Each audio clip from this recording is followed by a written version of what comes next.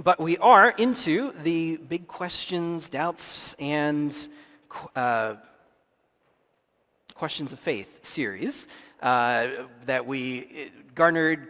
We asked for your questions and your doubts and your things after the Easter season, and the number one thing that came in theme-wise was about suffering, about the question of suffering, the problem of pain in the world. Specifically, why does God allow for bad things to happen to good or innocent people?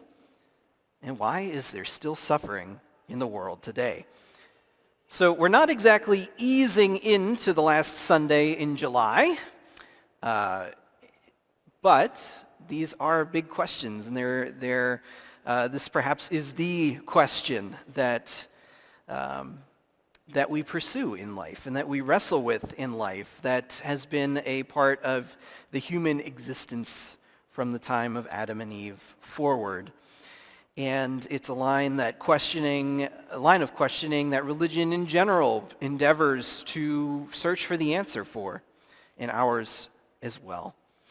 And there are, first, a disclaimer that this is not just a one-sermon type of question. It's a lifelong pursuit and struggle and search and journey.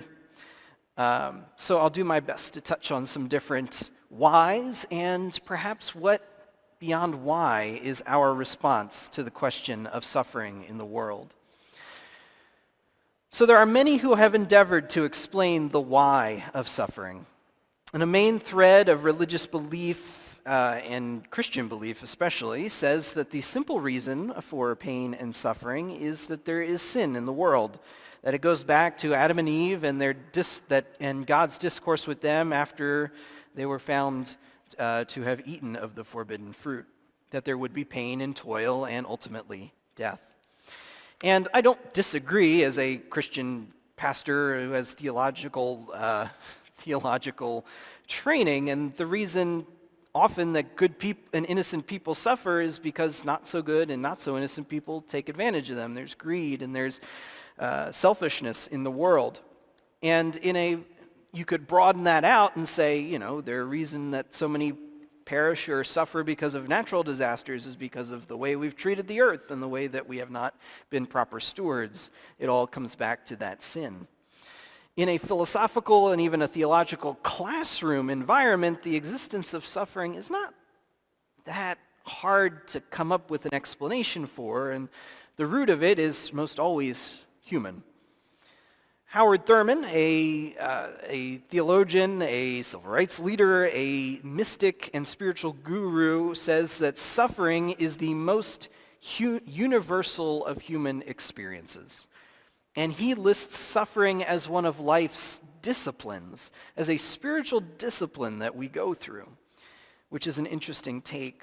Other theologians like C.S. Lewis attempt to explain pain and suffering as a part of the process of becoming who we are meant to be, like the pain of going through a corrective surgery or the abrasive nature of sandpaper that transforms a rough surface into a smooth final product. It has kind of a Plato allegory of the cave vibe to it. When we are in the dark searching for the light, it hurts our eyes when we flip on the light switch.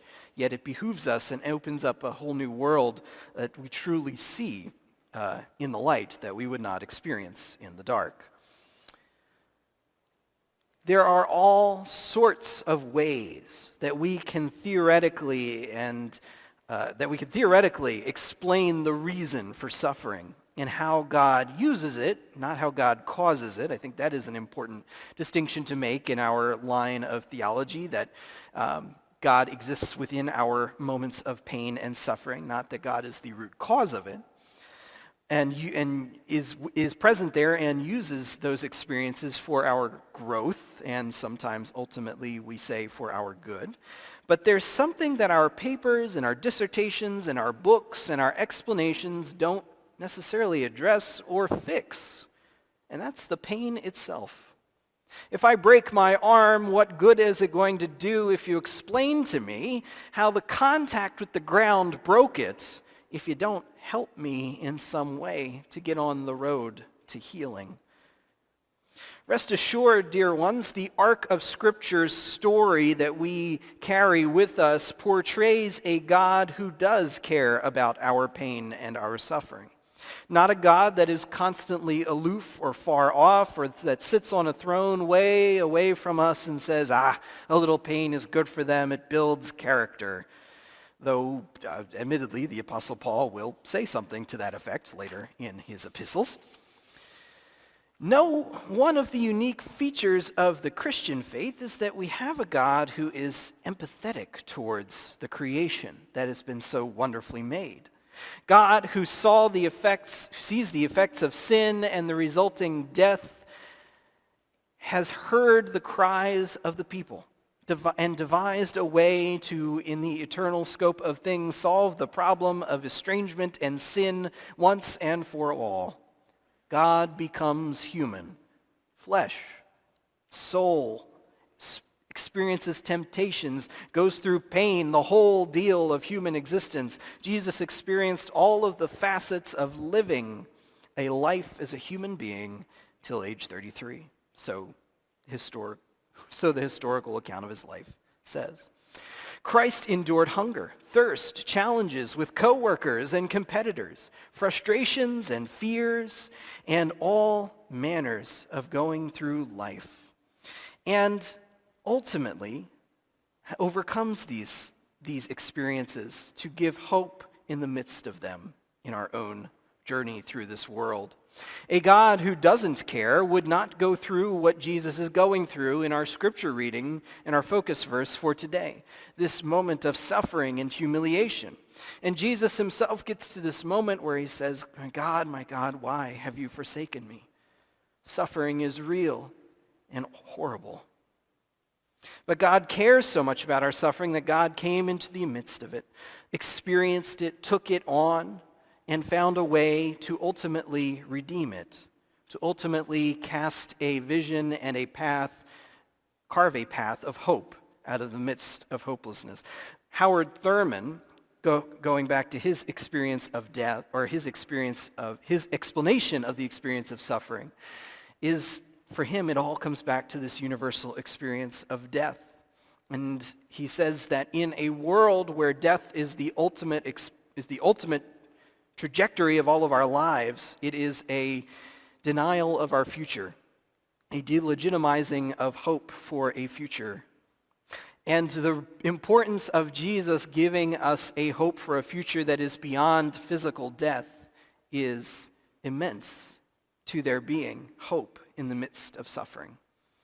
And it is why it is so important for God to not just be a God of platitudes, but a God of incarnation and of this existence of Emmanuel, God with us, God in the midst of all that we experience and go through and say, this feels like a delegitimization of our future. How can we live with hope when this is happening? Jesus not only gives us a theological answer, but gives us an expression of God in the human world that gives a hand and says, come with me. This is the way to take the next step. In the person of Jesus, God hasn't just swooped in to fix all of the problems in the world, but God is able to share in our suffering from sin's effects and say, lo, I am with you, and I have made a way through this. Jesus, the empathetic expression of God who has created a good and very good creation that has gone astray by the effects of sin and says, I want and I need to make this right. Ultimately, suffering and pain are indeed still a part of the human experience.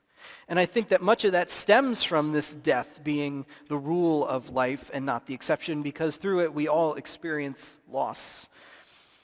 And we spend a lot of our time and our energy, both as individuals and as a church, trying to explain why suffering is part of the rule of life. But as I went through my own clinical pastoral education as a new clergy in hospice care, one of their big lines for how you sit with people in the midst of suffering is saying, why lies with God. And what we engage in is not trying to answer on God's behalf, but sitting with folks as they go through the difficulties of life. Because our call as people of faith in this faith of Jesus is to follow after this incarnational example, this ministry that Jesus has bestowed upon us and given to us, that offers this, they used to say God with skin in the moment, this representative of God that says, that offers a hand and that offers a time of love and an expression of love and listening in the midst of difficult circumstances in the Spirit of Jesus. And the what of how we and how the church engages with those who suffer and how we respond to suffering in light of God's love and hope is what lies in our court, so to speak. As tellers of the gospel story, how the church responds to pain and suffering, the pain and suffering of others is important. And people see it, and people experience it, both when the church is there and when the church is absent. We carry the light of hope, the light of Christ, and we have many incredible examples from Jesus himself about how we should engage with those who are hurting. We should sit with those who suffer. We should not be tempted to dismiss suffering or to try to explain it away, to find the perfect answer that will fix people's pain, because one does not exist. We are called to point to God while at the same time being a tangible agent of God's love for those who are hurting. We don't just step in for God's absence. Jesus has given us his very incarnational ministry that he brought, and the Holy Spirit provides us strength, courage. It is difficult to sit in those situations, power to try to address what we are able to, and God's presence to carry this ministry out. There is a need for us to understand that hope and pain are not mutually exclusive. That is a hard lesson that I grapple with all of the time. That hope and pain are not mutually exclusive. That even a vast majority of a church communities and our stories of hope rise out of the midst of hurt. That's kind of the idea of resurrection, that there can't be resurrection without death first. So our very existence as a religion, as a people following the way of Christ, is rooted in these moments of suffering that we hear about and that need to be addressed and that hope is born out of. So what about suffering? I think we can honestly say that it is not the intended or right state of existence. That's what sin is, when it's not exactly as God has intended for it to be. We say that suffering is not from God, but God is at work in the midst of it all and has experienced it firsthand in order to transform it. We are called not to be passive in the midst of it or to be aloof, but to engage and to be present within it, and likewise to help. And likewise help to transform it as Christ does, by Christ's power and not our own. Again, friends, this is a journey that is lifelong. I hope some of these different ideas that we've just tapped on, each one of the theologians or philosophers mentioned within, and even the Christian theology, there are just books and books and books about the problem of pain, the problem of suffering in the world. I have about 15 minutes to try to get all of that across. So I hope something has resounded in your minds, or that it has just started or tapped on a little nugget in your brains or in your experience that you continue to pursue as it rolls along, as we all go through this journey of life together. Being a pastor in the time of COVID is something that I still feel like I need to step back and look at and think about that kind of suffering and how we go through it in life. And one of the lines I come back to time and again is that we are a church. We do life together. The good stuff and the hard stuff. And each of us will experience both of those things in our lives. And what is so crucial and important and encompassing of I keep saying it, incarnational ministry, it just means that Jesus is God who's come into the flesh, like carne asada, but different. You can tell I'm off the script now, and why I don't go off script all the time. But why that's so important and how that's lived out in a church's community is that the community is there for each other in both of those times, that it encompasses all of those peaks and valleys of life.